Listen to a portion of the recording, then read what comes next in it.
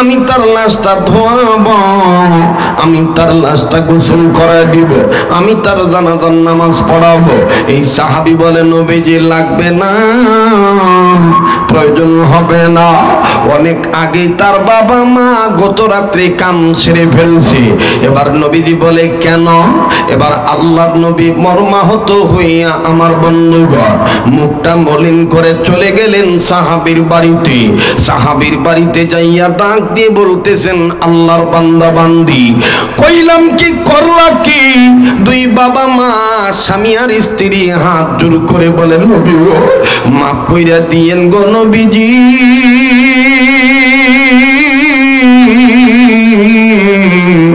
আমাদের ছেলে ছোট্ট বয়সে আপনার এত ভালোবাসি আমাদের জানা ছিল না। ওগো নবীজি মৃত্যুর পূর্ব আপনার প্রেম নিয়ে মারা গেছে। সে বলেছে রাত্রিবেলায় মারা গেলে যেন আপনারে খবর না দেই। নবীজি গো ইয়া রাসূলুল্লাহ ইয়া হাবিবাল্লাহ, আবু জাহেল যদি আপনার উপর আক্রমণ করে তাইলে সে হাসর ময়দানে কি জবাব দিবে? ওগো নবীজি এই কারণে ওয়াদা নিয়েছে দিনের বেলায় মারা গেলে যেন আপনারে খবর দেই, রাত্রি বেলায় মারা গেলে যেন আপনারে না জানাই। নবীজি এইরকম ভালোবাসে আমার ছেলে। আমার নবী বললেন, সাহাবী কই কই আমার ওই পাগলটার কবর কোথায়? মা বাপ ডাক দিয়ে বলে এইদিকে। আল্লাহ নবী হাঁটি হাঁটি পা পা করে বাজানদের কবর পানে চলে গেলেন। কবরের কাছে যাইয়া সাহাবায়ে কেরামদেরকে সরায় দিয়া কবরের উপরে ডান হাতটা রাইখা ওই তলহা বিন বরা রাদিয়াল্লাহু তাআলা আনহুর কবর বরাবর তার বুক যেই জায়গায়, এই বুকের উপর কবরের জায়গায় ডান হাত রাখলেন। ডান হাত রেখে বাম হাতের শাহাদাত আঙ্গুল উঁচু করিয়া আল্লাহকে ডাক দিয়ে কয়, আল্লাহ এই ছেলেটা মৃত্যু পর্যন্ত বলেছে আমি নবীকে সবচেয়ে বেশি ভালোবাসি। ওগো আল্লাহ আমি নবীও বলে দিলাম আমিও তারে ভালোবাসি, অতএব তুমি দিয়া দাও আল্লাহ একখান হাসি।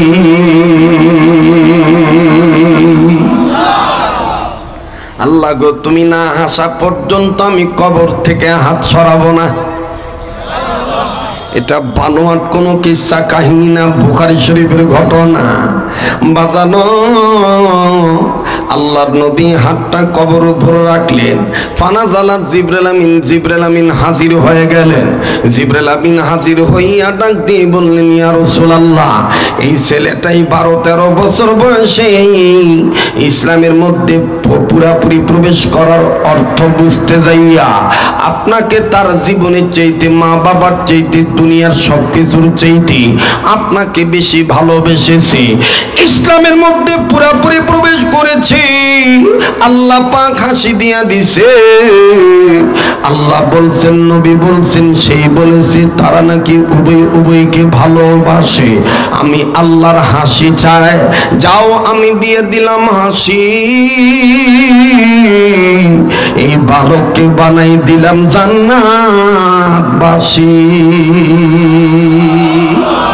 অবাজান পায়া হাত রেখে বলবো, আর কদিন পরে সিয়াম সাধনার মাস আসতেছে।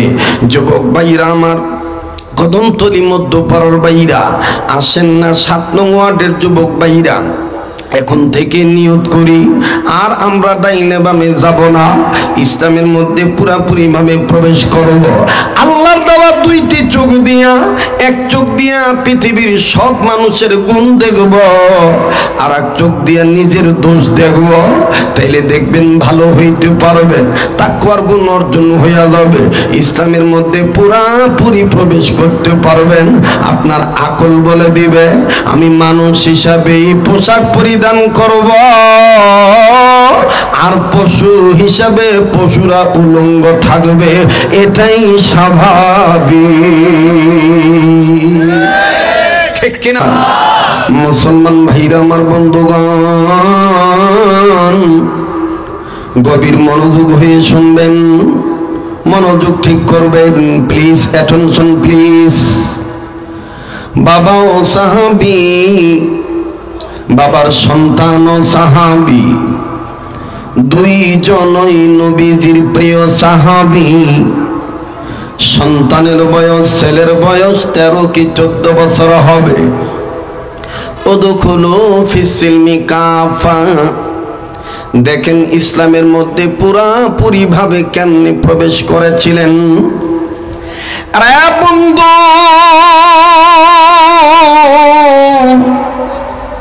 সাহাবী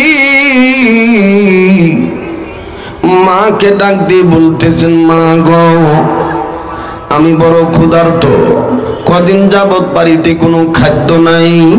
ওগো মা, আব্বাও দেখি বাসায় নাই, আব্বা কবে আসবে যদি আপনি একটু বলতেন গো মা। মা জন্ম ডাক দিয়ে বলতেছেন, বেটা রে, আমার দিল বলে তোর আব্বার আসার তারিখ তো আজকেই ছিল, মনে হয় কিছুক্ষণের মধ্যে ইনশাআল্লাহ তোমার বাবা চলে আসবে, তোমার বাবা চলে আসবে ইনশাআল্লাহ। আরে বন্ধু, মা ডাক দিয়ে বলতেছেন, বেটা রে, তোমার জন্য বড় একটা খুশির খবর হলো। তোমার বাবা যখন আসবে, তোমার বাবা তোমাকে নিয়ে নবীর দরবারে যাবে, আর নবীজি তোমাদের উদ্দেশ্যে নসিহত করবে। আর তুমি ক্ষুধার্ত পেট নিয়ে যদি তোমার বাবার সাথে নবীর দরবারে যাও, আরে সন্তান আমার, আমি মা কসম করে বলতে পারি, নবীর চেহারার সৌন্দর্যের বরকতে তোমার খিদা ভুলে যাইবা। সুবহানাল্লাহ কোন, আবার বলেন সুবহানাল্লাহ। যার অন্তরে নবীর প্রেম আছে আওয়াজ দিয়ে বলেন না সুবহানাল্লাহ। বাজান আবার আওয়াজ দিয়ে বলেন সুবহানাল্লাহ। ওরে দেখলে নবী পাগল হবি, দেখলে নবী পাগল হবি, পারবি না পারবি না উম্মত সইতে পারবি না। তোর আমার আপন যিনি ঘুমায়াছেন মদিনা, তোর আমার আপন যিনি ঘুমায়াছেন। মদিনায় যাইতে মন চায়? আল্লাহ বাঁচায় রাখলে আগামী 1 তারিখ, মার্চের 1 তারিখে চলে যাব। গোটা রমজান মদিনায় থাকবো। আমি কথা দিচ্ছি আপনাদেরকে ভুলবো না। আপনাদের জন্য আমি রাসূলুল্লাহর রওজায় আপনাদের জন্য আপনাদের পক্ষ থেকে সালাম পৌঁছায় দেব ইনশাআল্লাহ। আপনারাও আমাকে ভুলবেন না ইনশাআল্লাহ। তাহলে নবীজির মহব্বত নিয়ে বলেন না, তোমার আমার আপন যিনি ঘুমায়াছেন মদিনা। সবাই তোমার আমার আপন যিনি বলেন, তোমার আমার আপন যিনি ঘুমায়াছেন মদিনা, তোমার আমার আপন যিনি ঘুমায়াছেন। ওরে দেখলে নবী পাগল হবি, দেখলে নবী জোরে, দেখলে নবী পাগল হবি, দেখলে নবী পাগল হবি, পারবি না পারবি না উম্মত সইতে পারবি না। তোমার আমার আপন যিনি ঘুমায়াছেন মদিনা, তোমার আমার আপন যিনি। ওরে মানবি সুন্নাত থাকবি উম্মত, ঠিক না? ওরে মানবি সুন্নাত থাকবে উম্মত, রোজ হাসরে পাবে তুমি নবীজির শাফায়াত। দিনের নবীর সুপারিশ জান্নাত হবে ঠিকানা। তোমার আমার আপন যিনি ঘুমায়াছেন মদিনা, তোমার আমার আপন যিনি। নারায়ে তাকবীর, নারায়ে তাকবীর। আমার সময় খুব কম, তারপর অল্প সময়ের মধ্যে ভূমিকায় মোটামুটি মনটা চায় কিছু সময় দৌড়ে লেগা কথা কেনা চায়। আল্লাহ বুঝেন, যদি আমি সঠিক টাইমে আইতাম তাহলে বাগারটা কি মন হইতো, কথা কয় না, আরো করা হইতো না বাগারটা। বুঝা লাইছে চাচায়, বক্তা যেমন শ্রোতাও এমন, ঠিক কিনা? মুহতারাম হাজিরিন, আমার বন্ধুগণ, আমার ভাইরা, এবার মা ডাক দিয়ে বলতেছেন, বেটা রে, নবীর চেহারার দিকে তাকাইলে নবীর চেহারা নূরের বরকতে তুমি তোমার পেটের খাদ্যের কথা ভুলে যাইবা। সুবহানাল্লাহ, সুবহানাল্লাহ। ডাক দিয়ে বলে, মাগো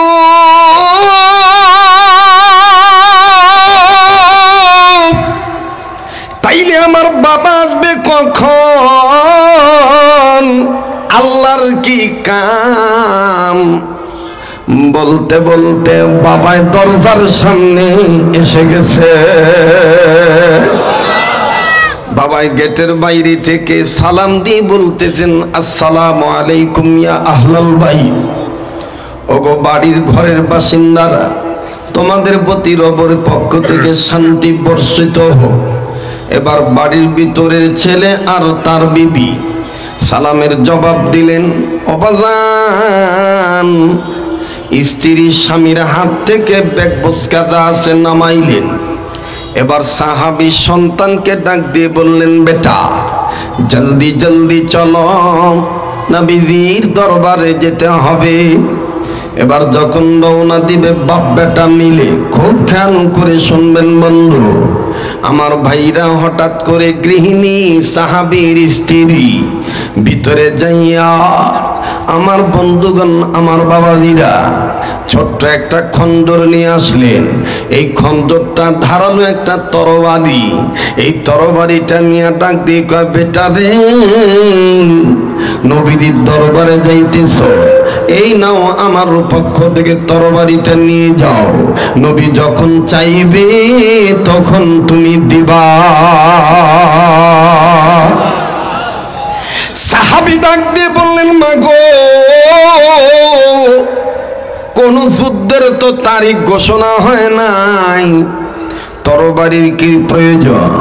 বাদান মাফ করবেন, অন্যান্য দিনের মতন আমি সুস্থ মানুষ নাই। আজকে শারীরিকভাবে খুবই বাদান অসুস্থ। কয়েকদিন যাবৎ জ্বরে আমার বন্ধুগণ জ্বরের আক্রমণে আক্রান্ত হয়েছি। এটা কণ্ঠের স্বর শব্দ দেখে শুনে আপনারা বুঝতে পারতেছেন। তারপর আগেই কিন্তু স্বীকার করছি বাঙ্গাসুরা মানুষ। জোড়া তালি দিয়ে আমার বন্ধুগণ কথাগুলো বলে দিয়ে যাই। অনুরোধ করব বন্ধু, এদিক সেদিক নজর দিবেন না। এদিক সেদিক নজর দিলে আলোচনার মূল পয়েন্ট হারিয়ে ফেলবেন। উদখুলু ফিস-সিলমি কাফা, ইসলামের ভিতরে পুরাপুরি প্রবেশ করতে হবে। আল্লাহ বলেন, ওয়ালা তাত্তাবিউ খুতুওয়াতিশ শাইতান, ওয়ালা তাত্তাবিউ খুতুওয়াতিশ শাইতান। সাবধান, শয়তানের ইত্তেবা করা যাবে না, শয়তানের ইত্তেবা করিও না। ইন্নাহু লাকুম আদুউম মুবিন, নিঃসন্দেহে শয়তান হলো তোমাদের প্রকাশ্য দুশমন। আরে বাবাজি, এইবার ডাক দিয়ে বলতেছেন, বেটা রে, যুদ্ধের জন্য তরবারি দিচ্ছি না, তাইলে মা তুমি কেন দিচ্ছ বলো না? ডেকে ডেকে বলে, বাবা রে, গত রাত্রে আমি স্বপ্নের মাধ্যমে দেখেছি আমার তোমার নবী, এতিম নবী রহমাতুল লিল আলামিন, তোমাকে এই তরবারির মাধ্যমেই জান্নাতের টিকিট দিতেছে। তোমার আমার আপন যিনি ঘুমায় আছেন, বলেন, তোমার আমার আপন যিনি ঘুমায় আছেন মদিনায়। হ্যাঁ, কষ্ট হইতেছে?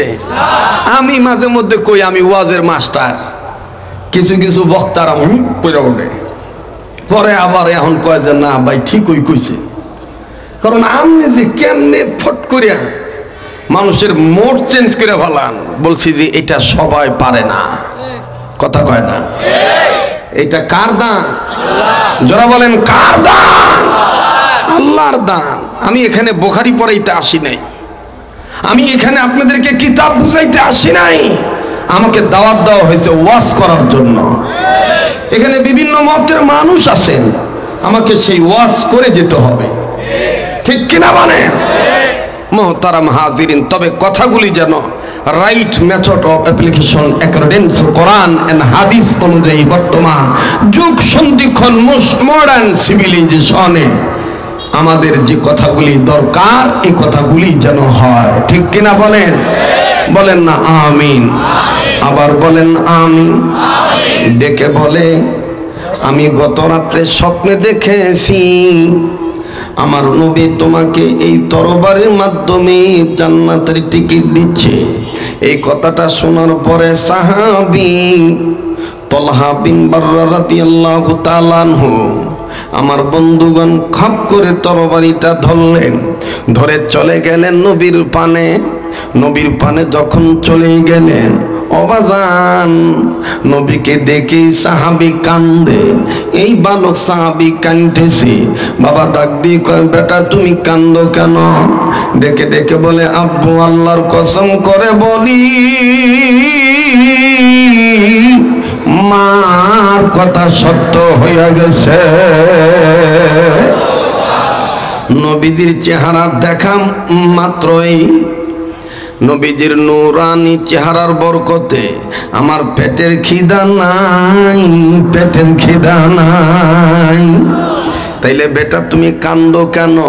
ডেকে ডেকে বলতেছেন, আব্বু গো আমি কান্দি আহারে এত সুন্দর নূরানি চেহারার মানুষ, যেই মানুষটার চেহারা এত সুন্দর, যেই মানুষটার চেহারায় মশামাছি পর্যন্ত পড়া হারা, এই সুন্দর চেহারার মানুষটাকে কেমনে গো বাবা তাইফের ছেলেরা পাথর মারছিল, এরা কি জানতো না আমার নবীর মা নাই, আমার নবীর বাবা নাই?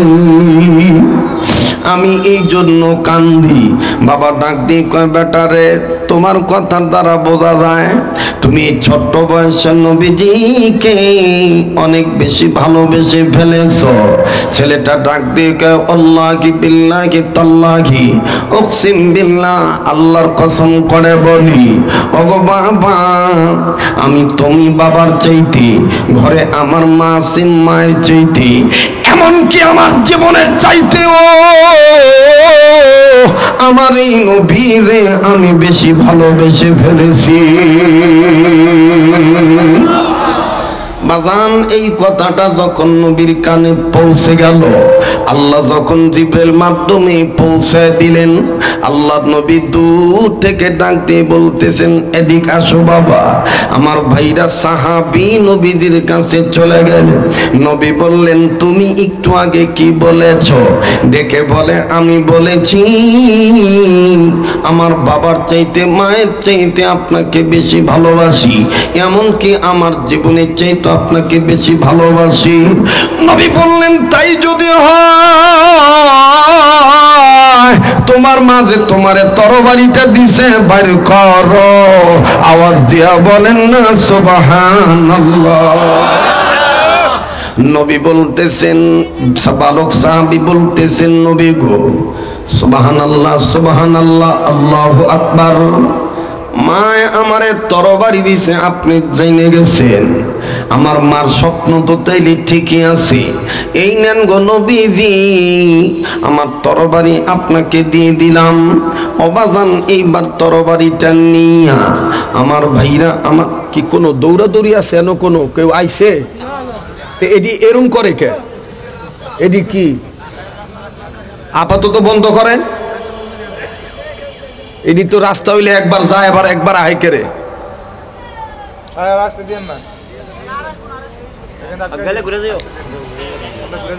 ঘুরে দিয়ে গেলে তো হয়। আর একজন যাইতেছে দুইবার তিনবার, মানে বুঝাইতেছে যে আমরা এই মাহফিলের উদ্যোক্তা, কথা কয় না।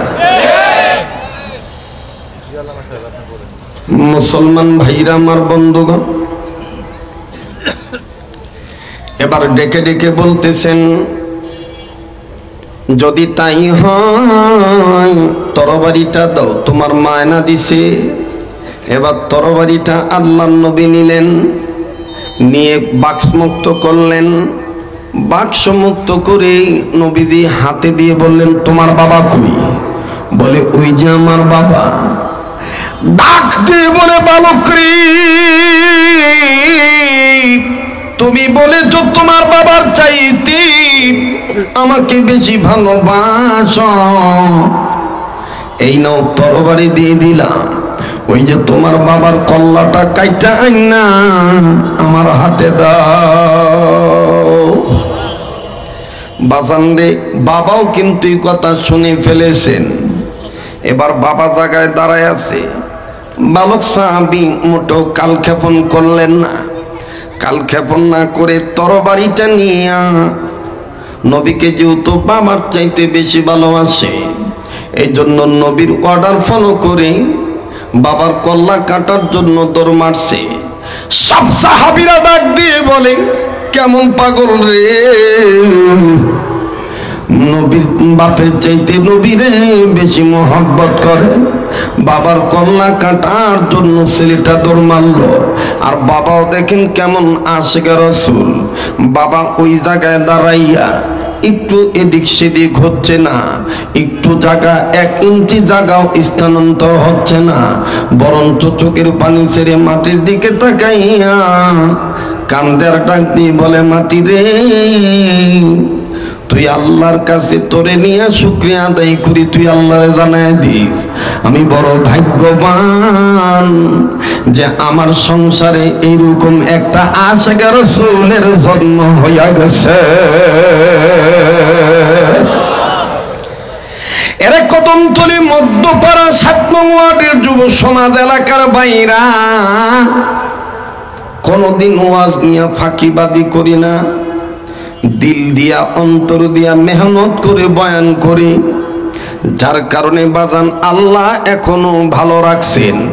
আর আপনারাও চাতক চাতকিনীর ন্যায় বসে আছেন, মধুমক্ষিকার মতন, মৌমাছির মতন মধু আহরণ করার জন্য পাগলের চেহারার দিকে তাকায় তাকায় কথা শুনতেছেন।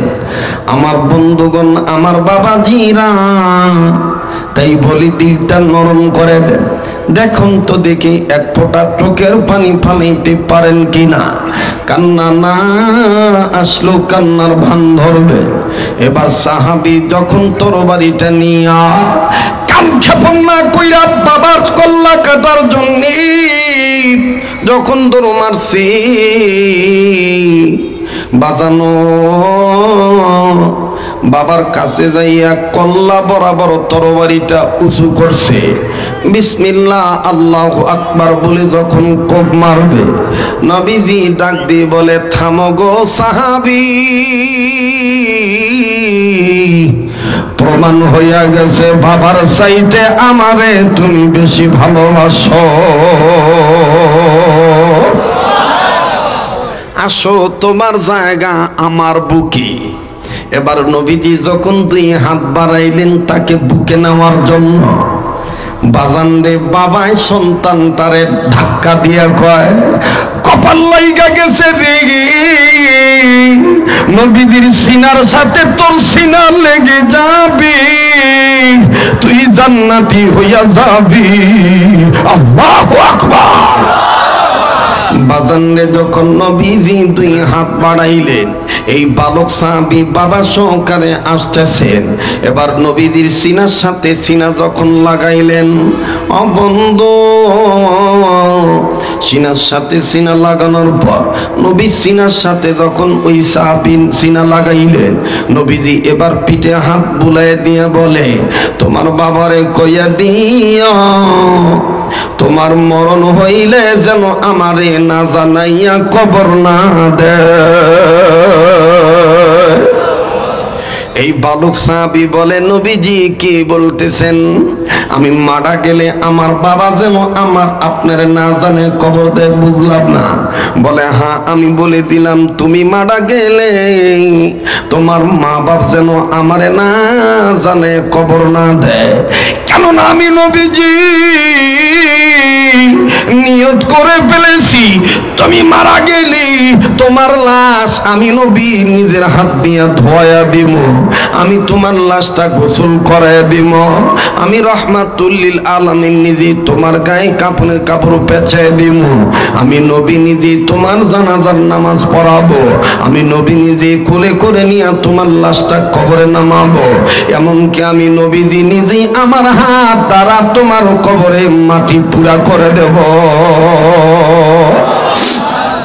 এবার পুত্রের পিতা সাহাবী কান্দার ডাক দিয়ে বলে, নবী গো, আপনার কথার দ্বারা বোঝা যায় আমার এই বাচ্চাটার বেশি দিন বাঁচবে না। ছেলেটা বাবার চোখের পানি মুছায় দিয়ে কয়, আব্বা তুমি কান্দো কেন, তুমি কি চাও না আমি সন্তান হইয়া মা বাবার আগে নবীর মোহাব্বত নিয়ে জান্নাতে যাই? এবার বাজান যখন এই কথা বলল, বাবা চুপ হইয়া গেছে। বাবা বললেন, ঠিক আছে ইয়া রাসূলুল্লাহ, আমার সন্তান মারা গেলে আপনারে না জানাইয়া কবরে আপনারে না জানিয়ে কবর দিব না। লম্বা কথা সংক্ষেপ করে দিলাম, এই বালক সাহাবী ইন্তেকাল করার আগে প্রচন্ড জ্বরে ভুগতেছিলেন। আমার ভাইরা শরীরের মধ্যে তাপদাহ বেড়ে গেছে, প্রচন্ড মাপের জ্বর চলে আসছে। আরে বন্ধু, চোখ লাল হইয়া যায়। এই ছেলেটা মা বাবার হাত ধরে বলে, মা গো বাবা, নবীর দোয়া কবুল হইয়া গেছে, মনে হয় আমি আর বাঁচবো না, আমাকে আল্লাহ তাআলা ডাকতেছে। তবে গো মা বাবা, তোমরা সবাই জানো, আমিও জানি, দেশের মানুষও জানে, আমি মারা গেলে নবীজিরে খবর দিলে নবী আসবে আমার জানাজা পড়াবে। মা গো বাবা গো, চিন্তা করে দেখেছি নবী আসবে, এটা আমিও চাই, কিন্তু মা আমার বাবা, আমি চিন্তা করে হিসাব করে দেখছি আমাদের বাড়ি থেকে আবু জাহেলের বাড়ির দূরত্ব কিলোমিটার, মাইল হলো 3 মাইল, মাইল হলো 3 মাইল। এই 3 মাইল রাস্তার মধ্যে আবু জাহেলের বাড়ি আছে।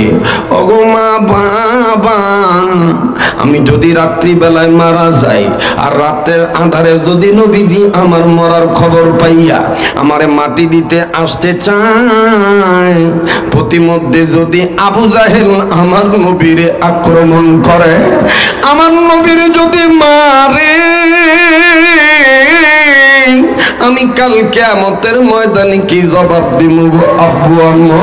তাই আমার মনে চিন্তা এসে গেছে, মা গো, আমি দিনের বেলায় মারা গেলে নবীরে খবর দিও বাবা, রাত্রি বেলায় মারা গেলে নবীর খবর দেওয়ার দরকার নাই। আওয়াজ দিয়া বলেন না সুবহানাল্লাহ। মা বাবা ডাক দিয়ে বললেন, ওয়াদা করলাম। ও বাবা, তুই কি বুঝা এত ছোট বয়সে নবীরে ভালোবাসা ফলাইছ, এমন প্রেমিক হয়ে গেছো তো বাবা, মৃত্যুর আগেও তুই নবীর প্রেম নিয়ে যাইতেছিস, বুঝলাম না। সাহাবী কান্দার কয়, মা গো, আল্লাহ তো নিজেই বলেছেন, ও দুখনো ফিসিলমি কাফা, আল্লাহু আকবার। يا أيها الذين آمنوا ادخلوا في السلم كافة ولا تتبعوا خطوات الشيطان إنه لكم عدو مبين بارك الله لنا ولكم في القرآن العظيم ونفعنا وإياكم بالآيات والذكر الحكيم।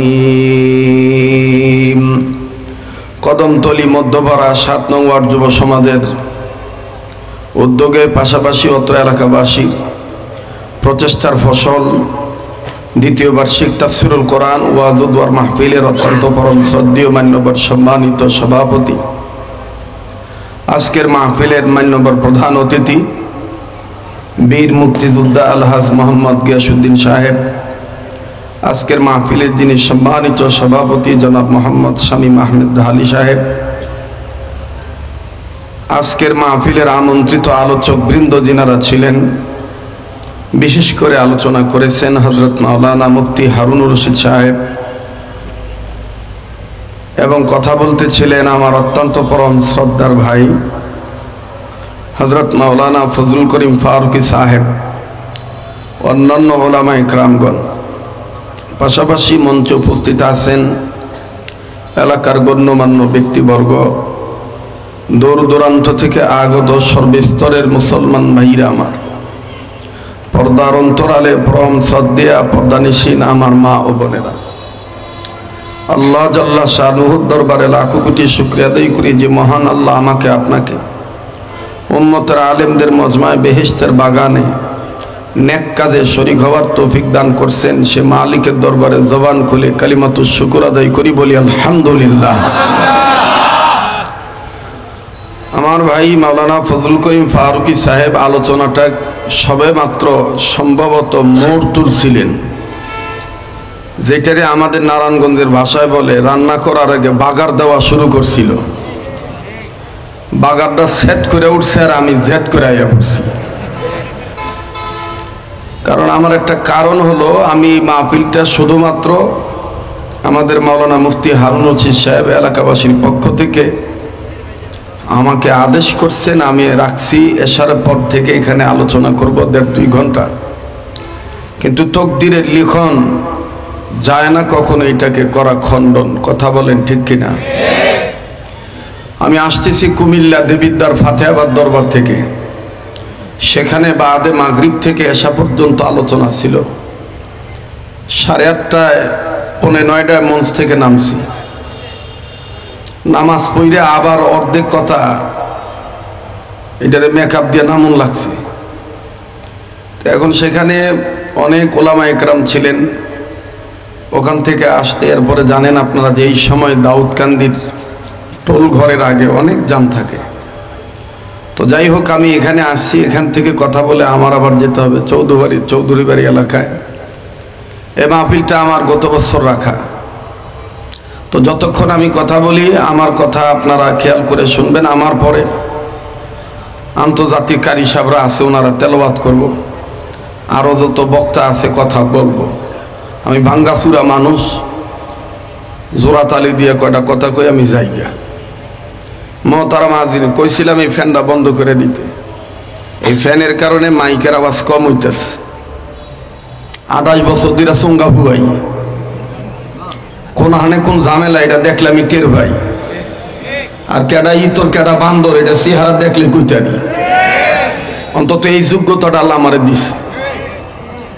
কেন কেডা ইতর আছে কেডা বান্দর আছে, চেহারা দেখতেছি কইয়া লইতেছে। আপনি যদি কোনো ধরেন তো এরকম একটা আসামি, আমি ডাক দিব, দেখবেন হ্যাঁ মুক্তা দিব। আমার নাম আব্দুল খালেক শরীয়তপুরি। এটা 1 পিস মাটিতে ভাড়া দিলে কইতারি। এটা কুত্তার মাটি না বিলের মাটি, কথা বুঝতে পারছেন?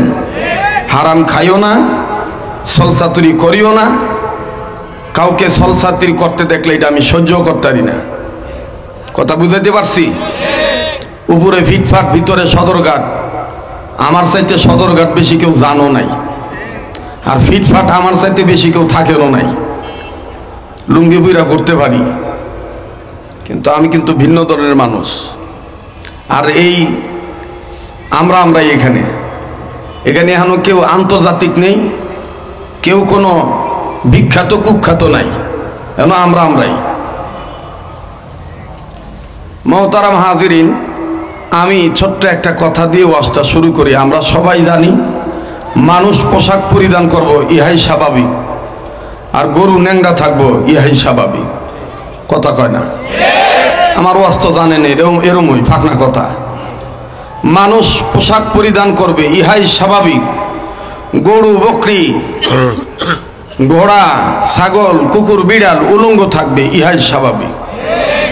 কেউ যদি ফন্ডিতি করে গরুরে লুঙ্গি ফ্যান পায়জামা জাঙ্গা underpant 3 quarter half pant চশমা লাগায়, তাহলে বোঝা যাইব গরুর মাথা ঠিক আছে, গরুওয়ালার মাথা ঠিক নাই। আপনি দেখবেন আমি 30 মিনিট কথা কম, এই 30 মিনিট কথা আপনি 30 বছরের ওয়াজ পাইবেন। যদি খিদা আপনার ভালো থাকে, পেট যদি গন্ডগোল না থাকে, মন যদি ভালো থাকে, অল্প কথায় দেখবেন জ্ঞানী মানুষ বুঝে নিবে, ইশারাই যথেষ্ট। গরুরে যদি কেউ পন্ডিতি করে লুঙ্গি ফ্যান, পায়জামা, হাফ প্যান্ট, ফুল প্যান্ট, চশমা গড়ি ভরায়, তাহলে বোঝা যাইব যে গরু ঠিক আছে, গরুওয়ালার মাথা ঠিক নাই। যেমন হেড মিস্ত্রি দোতলার ছাদ ঢালাই দিতেছে, শাটারিং বান্ধা শেষ, এখন সিমেন্ট, বালি ইত্যাদি বস্তু ঢালবে, মশলা ঢালবে, তো ঢালার আগে দেখতেছে বিভিন্ন কোনাকাঞ্চির মধ্যে আদলা ইটা 3 ভোয়া এগুলো রইছে। হেড মিস্ত্রি লেবারে ডাক দেখে, এই আদলা মাদলা রাস্তা ফালা, এটি এখন দরকার নাই, তবে মানুষ দেখে ফালাইস। এই ব্যাককলে করছে কি আদলা ইটা লয়ে বই রইছে। হেড মিস্ত্রি কইছে মানুষ দেখে ফালাইস। যখন মানুষ আয়ে তখন হ্যাঁ আদলা ইটা দুপুর করে ফালায়। এই আদলা ইটা যখন মানুষের মাথার উপরে পড়ে, লাইগা মাথা ভাইটা রক্ত বাইরে জায়গা চিরা ভরা শুরু হয়েছে। গলির মধ্যে যত মানুষ আসছিল সমানে চিল্লাইতেছে, হ্যাঁ কে এটা বাড়ি ছাদ ঢালাই দিতেছে না মানুষ মারার কারখানা বানাইতেছে, হেরে দর ইটা কেটা ফালাইলো, হেরে দর। তো বাড়িওয়ালারে ধরছে, বাড়িওয়ালা কয় দোষ আমার না হেড মিস্ত্রির। হেড মিস্ত্রি ডাক দিয়েছে, হেড মিস্ত্রি কয় আমার দোষ না, আসলে দোষ মনে হয় লেবারের। লেবার কয় না আমার দোষ না, দোষ আমনেরই। কয় আমার কইত নেই, কয় আমনে না কইছেন মানুষ দিকে এইটা বলাইতাম। বোঝেন নাই মনে আমার কথা। মিস্ত্রি ডাক দিয়ে কয় হায় সর্বনাশ, আমি কইলাম কি আর তুই বুঝলি কি? আরে স্যার আপনি তো কইছেন মানুষ দিকে এইটা ভালাইস, আমি মানুষ দিকে এইটা ভালাইস। ব্যাকল মানুষ দিকে এইটা ভালাস, এটার অর্থ বোঝস নাই তুই। এটার মানে আমি বলতেছিলাম তোরে সংক্ষেপে বলছি মানুষ দিকে এইটা ভালাইস। আমি জানি যে এই রাস্তায় মানুষ চলাচল করে, এটা যখন ফালাবি মানুষ দিকে ফালাইস যাতে মানুষ গোত্র না লাগে, কিন্তু তুই এটা উল্টা বুঝছস। তা আমরাও কিন্তু ঠিক এইরকম এখন বাঙালি হওয়ার পরে উল্টা বাঙালি, আধা ইন্ডিয়া আধা বাঙালি। ওখানে বহু মানুষ আফসোস করে বেড়াইতেছে আভাই আইব, আর কথা কয় না, জোরে কথা কন না কেন? তোমরা কইখান থেকে চলে আসছো? আচ্ছা, তোমাদের জ্বালায় আমিও বাঁচি না, বাইছিলাম হেরা নাই, আমি শিকড়ে মাইরা যাইয়া এদি এখন আবার এই চোখ লাগাইব, মিডিয়ায় ছাড়বো। তো মিডিয়ায় যখন যাইব তখন তো একটা ভালো মতন কথা উপহার দেওয়া লাগবো, কথা কন ঠিক কিনা? মোহতারাম হাজিরিন, আমার বন্ধুগণ, ইন্ডিয়ার মহাব্বত আমাদের দিলে থাকবে, কোনো সমস্যা নাই, কিন্তু ইন্ডিয়ার চরিত্র যেন আমাদের অন্তরে না জায়গা পায়। কারণ আমাদের বুঝতে হবে এই দেশটা শাহজালাল, শাহবরান, কেরামত আলী, শাহ আলী, শাহ মখদুম, মুফতি ফজল হক আমিনী রহমতুল্লাহ আলাইহি, পীর সাহেব মরহুম ফজল করিম চরমনে রহমতুল্লাহ আলাইহি, উজানির কারি ইব্রাহিম সাহেব রহমতুল্লাহ আলাইহি। আমার বন্ধুগণ, এই দেশটা আমার পীর ও মুর্শিদ শাইখুল ইসলাম আহমদ শফি রহমতুল্লাহ আলাইহির দেশ। এই দেশে ইন্ডিয়ার মহব্বত নিয়ে ইন্ডিয়ার আইন যারা বাস্তবায়ন করতে চাবে, আমরা পরিষ্কার দেখতহীন কণ্ঠে ঘোষণা করে বলে দিতে চাই, দেশটা রাম, বাম, চ্যাটার্জি, মুখার্জি, গঙ্গোপাধ্যায়, চট্টোপাধ্যায়, হরিদাস পাল, লেন সেন, কবির চৌধুরী, দাউদ হায়দার, তসলিমা নাসরিন, এদের কাছে ইজারা দেওয়া হয় নাই যে ভারত যা চাইবে তা হবে। ওই দিন চলে গেছে, এক কাপড়ে হেলিকপ্টারে বন্ধুর বাড়িতে বান্ধবীকে বাঙালিরা পাঠিয়ে দিয়েছে। আমেন। দেখবেন কেডায় কথা কয় না, যেটা কথা কইব না, যার মুখ আন্দার দেখবেন মনে করবেন এইটাই ইন্ডিয়ার বান্দর। একটু চেক করেন তো, একটু চান। যার মুখটা আন্ধার হয়ে রয়েছে বুঝবেন এইটাই হাসিনার নানির বাতার। হাসবি না বেটা। আমার নাম শরীয়তপুরি, কথা কয় না। আমার বন্ধুগণ আননাইলে দেখবেন হ্যাঁ বিয়ে করিয়া শান্তিতে নাই, খালি বউ ভিড়ায়। আননাইলে মনে করবেন হ্যাঁ সুদে টেহা লইছে, মাস শেষ হইতেছে, এর ভিতরে হিসাবে গন্ডগোল হইতেছে, টেহা দিমু করতো না, টেহা দিমু করতো না। কারণ গু খাইছে তো, সুদ খাওয়া আর গু খাওয়া একই। আস্তে কথা কয়। আরে বাবা রে, তোরাই নারী বুড়ি লই আইছ। আপনার লেগে তো আমরা 3 জায়গায় গেছি, 3 বার গেছি ওই জায়গায়। আচ্ছা তাড়াতাড়ি কর, হইছে কথা কম কর, কাম কর বেশি। এত নারী বুড়ি লাগে? হাজার হাজার নারী বুড়ি লই আইছ, কষ্ট হইতেছে আপনাদের? আমি যুবকদের কাছে ক্ষমা প্রার্থী, ওয়াদা দিয়ে গেলাম আমাদের জনাব মোহাম্মদ শামীম আহমেদ আলী ভাইকে, পাশাপাশি এলাকার যুবকদেরকে। এবছর তো আমি যুদ্ধ করতাম না, আগামী বছর এই মাহফিল নিজ দায়িত্বে আমি দাওয়াত কবুল করে গেলাম। আমি ঢাকার বাইরে আর যাব না, আমি এখানে রাখবো ঠিক টাইমে ইনশাআল্লাহ। 10টা থেকে 12টা 1টা পর্যন্ত আলোচনা হবে, ঠিক আছে না ইনশাআল্লাহ? আজকে খালি আমি ফজল করিম ফারুকি ভাইয়ের বাগানটা দিয়ে যাই, ঠিক আছে তো? একটু 2 হাত উঁচা করেন তো দেখি, 2 হাত উঁচা করেন, মোট করে ধরেন, সারেন, ধরেন, সারেন, ধরেন, সারেন। বেহেশতের বাগান সাজার নিয়ত করে আঙ্গুলগুলো ফুলের মতন ছড়ান। এবার ঘুম ভাঙানোর জন্য, অ্যাটেনশন ঠিক করার জন্য ডাইন বাম নাড়া ছড়া দেন, ধরে নাড়েন। আর বিপ্লবী কণ্ঠে উচ্চ আওয়াজে বলেন তো আল্লাহু আকবার। আবার কোন আল্লাহু আকবার। হাত নামান। যারা ওহনো আফার মহব্বতে আছেন, গুগু দেখছেন, গুগুর ফান দেখেন নাই। 2 বান্দরে গাছ খাইতে খাইতে সন্ধ্যা হয়ে গেছে গা, 2 ছাগলে আর কি। এবার বড় ওটারে ছোট ছাগলে ডাক দিয়ে কয় ভাই আর কতলা খাইবেন? হাঞ্জালা হয়ে যাইতেছে গা, এই এলাকা বলে বাঘের এলাকা, লন বাইর জায়গা। কয় বাঘ আছে, আমার বুদ্ধিও আছে, টেনশন করিস না। মানে শেখ হাসিনার মতন চিকুন বুদ্ধি আর কি, ইন্ডিয়াতে না আমদানি করতো। আমি 2টা বেডির উপরে খুব ক্ষিপ্ত, 1 নম্বর মমতাজ, 2 নম্বর হাসিনা।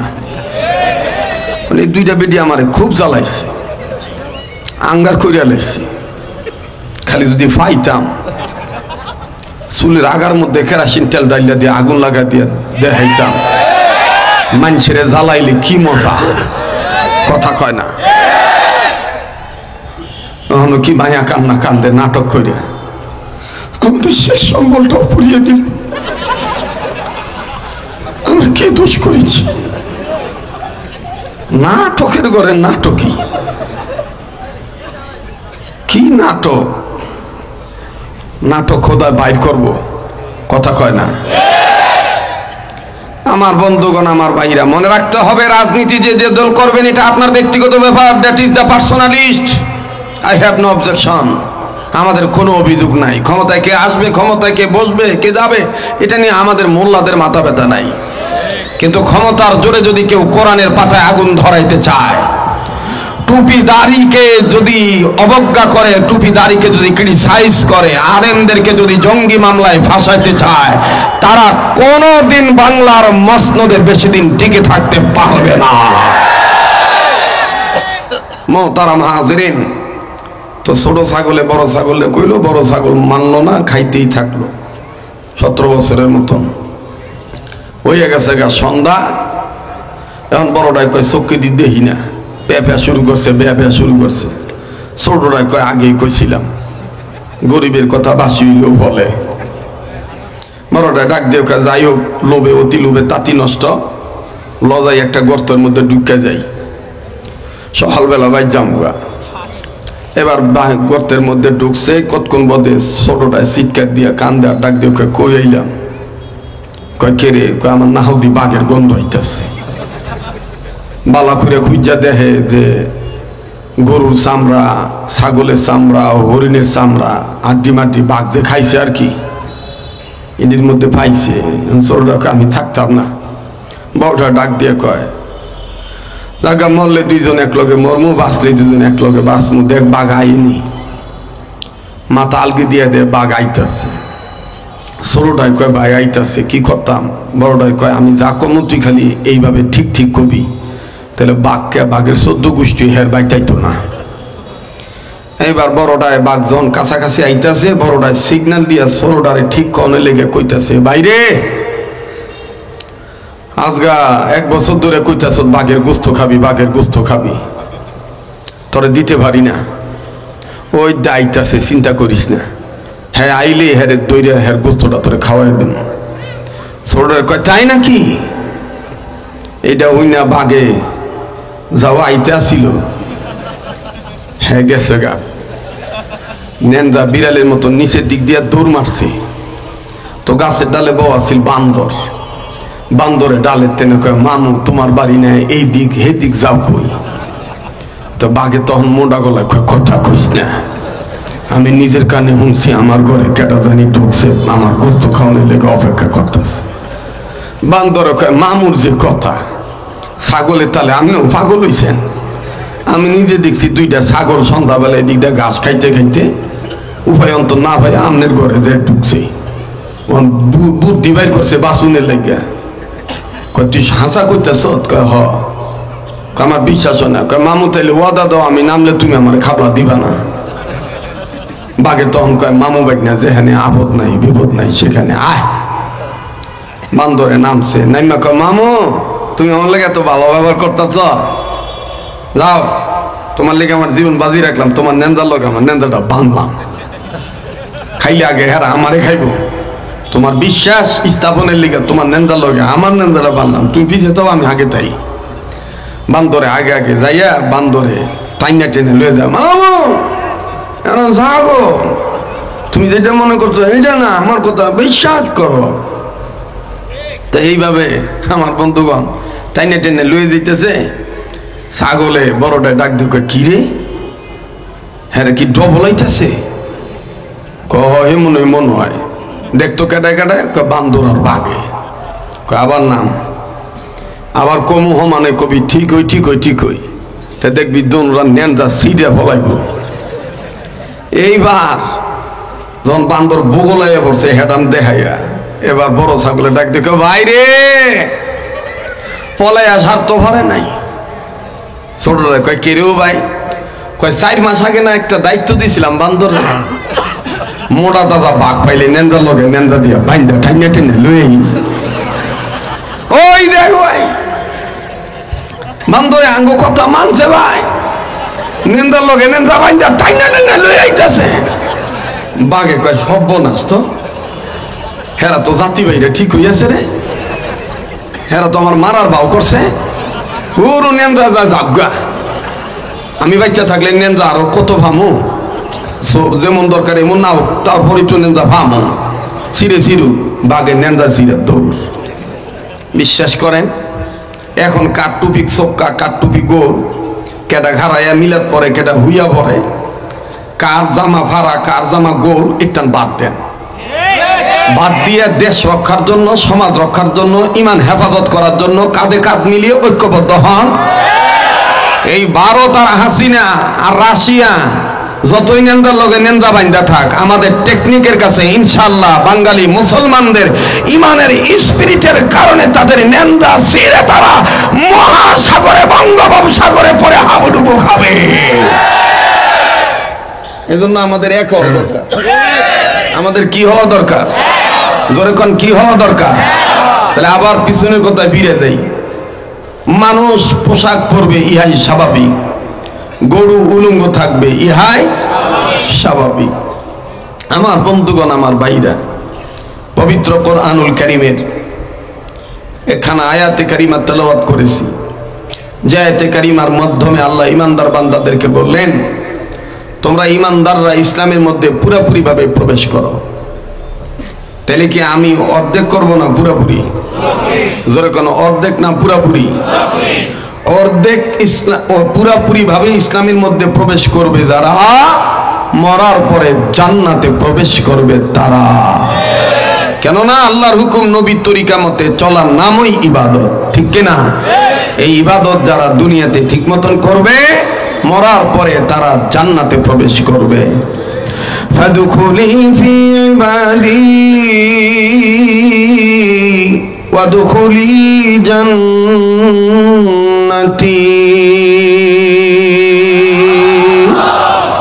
কোরআন ভাল লাগে না খারাপ লাগে?